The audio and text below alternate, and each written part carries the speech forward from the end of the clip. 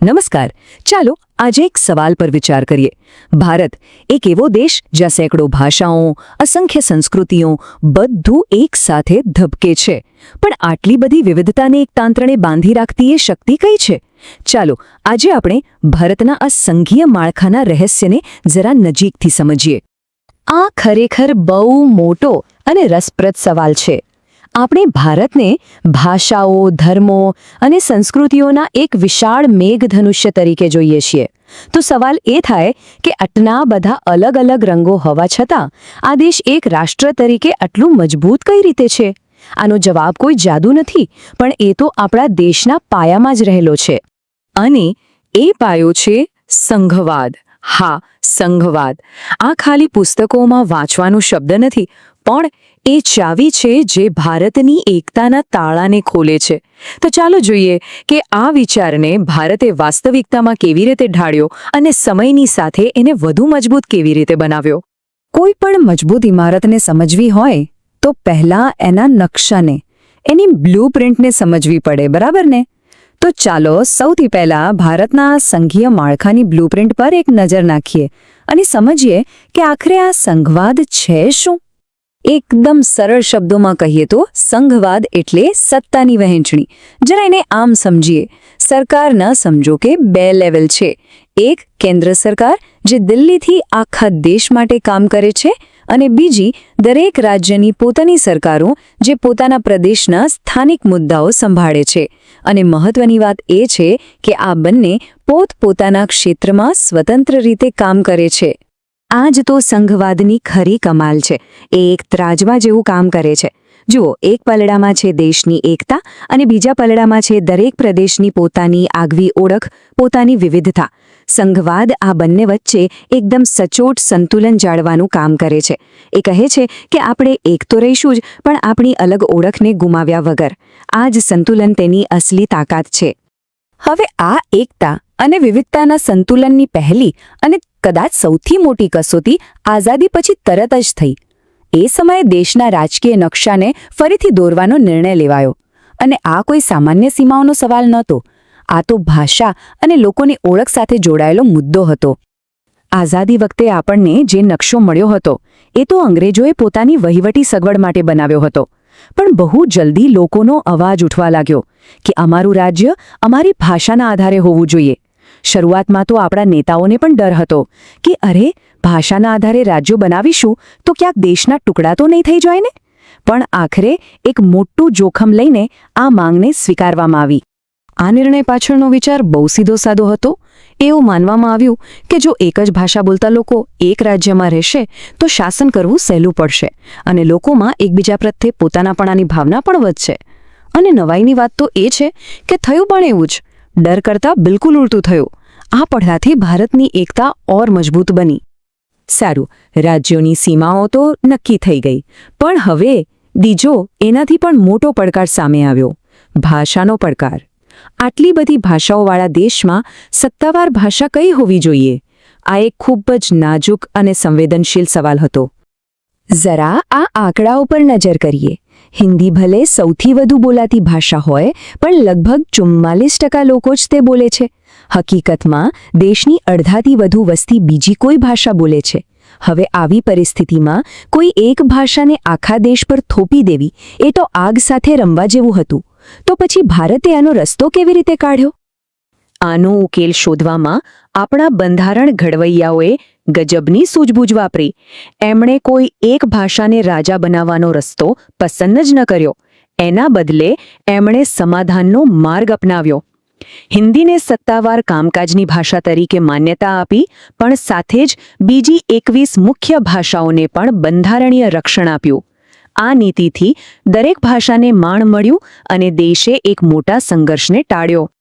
પણ જુઓ, સંઘવાદ ખાલી કાગળ પર લખેલા નિયમોથી નથી ચાલતો. એની ખરી સફળતા તો કેન્દ્ર અને રાજ્યો વચ્ચેના વાસ્તવિક સંબંધો કેવા છે એના પર આધાર રાખે છે. અને ભારતમાં આ સંબંધો સમયની સાથે ખૂબ જ બદલાયા છે.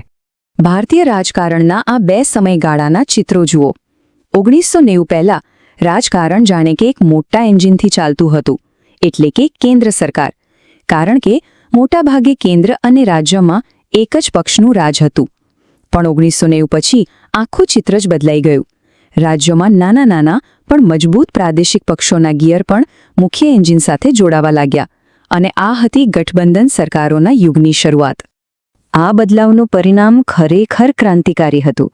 હવે દિલ્હીમાં સરકાર બનાવવા માટે રાષ્ટ્રીય પક્ષોને રાજ્યોના આ પ્રાદેશિક પક્ષોના સમર્થનની જરૂર પડવા લાગી. આનાથી હુકમ નહીં પણ ભાગીદારીની રાજનીતિની શરૂઆત થઈ. સત્તાની વહેંચણીની એક નવી સંસ્કૃતિ વિકસી, જેમાં રાજ્યોના અવાજને વધુ ધ્યાનથી સાંભળવામાં આવ્યો. આમ રાજકારણના બદલાવે આપોઆપ જ સંઘવાદના મૂળને વધુ મજબૂત કરી દીધા. તો ચાલો હવે આ બધા ટુકડાઓને જોડીએ અને આખી વાતનો સાર સમજીએ. આપણે શરૂઆતમાં જે સવાલ પૂછ્યો હતો કે ભારત તેની વિવિધતાને એક તાકાત કેવી રીતે બનાવે છે, તેના જવાબ તરફ આગળ વધીએ. તો આ સફળતા પાછળનું રહસ્ય શું હતું? 3 મોટા પગલાં. પહેલું, ભાષાના આધારે રાજ્યો બનાવીને લોકોની ઓળખને માન આપ્યું.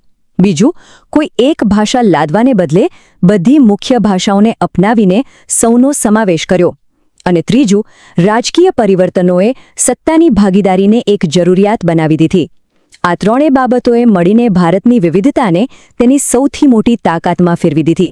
એટલે આ આખી વાતનો સાર એ છે કે ભારતમાં સંઘવાદ માત્ર બંધારણના પાના પર લખાયેલો કોઈ સિદ્ધાંત નથી. એ એક જીવંત પ્રણાલી છે. તેની અસલી તાકાત તો ભારતની લોકશાહીની ભાવનામાં છે. વિવિધતાને સમસ્યા નહીં પણ એક શક્તિ તરીકે જોવાની દ્રષ્ટિ અને સાથે મળીને રસ્તો કાઢવાની ભાવનાએ જ આ સંઘીય માળખાને જીવંત રાખ્યું છે. પણ સફર ક્યાંય પૂરી નથી થતી. સમય બદલાય છે અને પડકારો હંમેશા નવા રૂપે આવતા રહે છે. તો હવે વિચારવા જેવો સવાલ એ છે કે ભવિષ્યમાં ભારતના આ સંઘીય માળખા સામે આગામી મોટી કસોટી કઈ હશે? આ એક વિચાર સાથે અમે તમને અહીં છોડી જઈએ છીએ.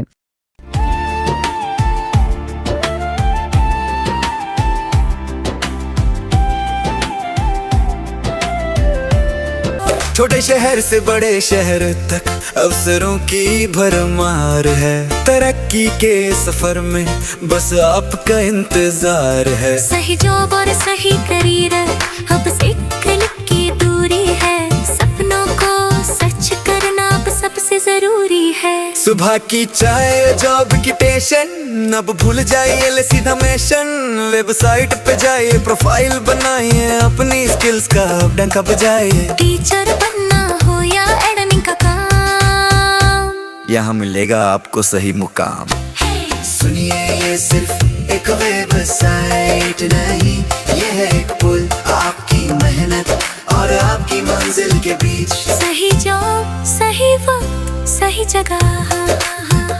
स्कूल career.in आपका बेहतर कल हमारे साथ. कुकुर खड़ा हो मुसाफिर, मंजिल बुलाती है. स्कूल career.in किस्मत जगाती है. सिर्फ टीचर्स ही नहीं, यहाँ अवसर हैं अपार. टीचर क्लर्क या प्रिंसिपल, जो भी आपका ख्वाब, यहाँ मिलेंगे आपको अपनी हर मुश्किल के जवाब. रजिस्टर कीजिए और देखिए कैसे खुलते हैं द्वार.